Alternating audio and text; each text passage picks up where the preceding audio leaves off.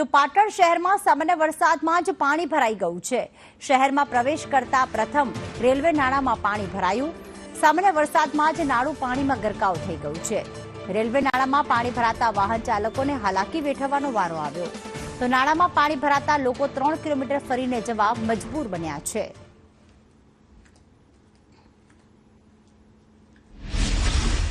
હવામાન ખાતાની આગાહીને લઈને જે 1 જૂન સુધી ગુજરાત રાજ્યના ઘણા જિલ્લાઓમાં ભારે વરસાદ આવવાની આગાહી હતી, તેને લઈને પાટણ જિલ્લામાં પણ ગત મોડી રાત્રે વરસાદ ખાબક્યો હતો ને જેને લઈને જે પાટણનું ગરનાળું વિસ્તાર કહેવાય ત્યાં આગળ કલાકો સુધી પાણી ભરાયા હતા અને લોકોને જે અવન જવનનો રસ્તો હતો તે બંધ થઈ ગયો હતો।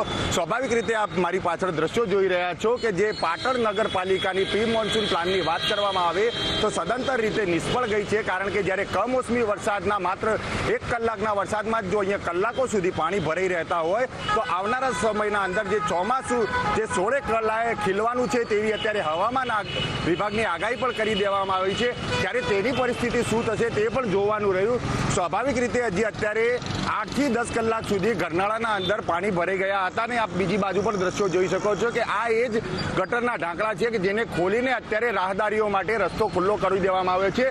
પરંતુ જે પ્રી મોન્સૂન પ્લાનની વાત કરવામાં આવે તો જે પાટણ નગરપાલિકાની પ્રી મોન્સૂનની પ્લાન સદંતર નિષ્ફળ નીવડે છે, કારણ કે આ પાટણનું એ ગરનાળું છે કે માત્ર 1 થી 2 ઇંચ વરસાદ આવે ત્યારે કલાકો સુધી બંધ રહે છે અને આ એ જ રસ્તો છે કે સમગ્ર પાટણ જ્યારે પાટણની બહાર જવું હોય કે કોઈ એમ્બ્યુલન્સને જવું હોય તો માત્ર આ એક જ રસ્તો છે, પરંતુ આજ દિન સુધી આનો કોઈ નિવેડો આવ્યો નથી। હવે જોવાનું છે કે આગામી સમયના અંદર જ્યારે વરસાદ આવે છે ત્યારે જે પ્રી મોન્સૂનની જે પ્લાનની વાતો છે તે કેટલી સાચી નીકળે છે।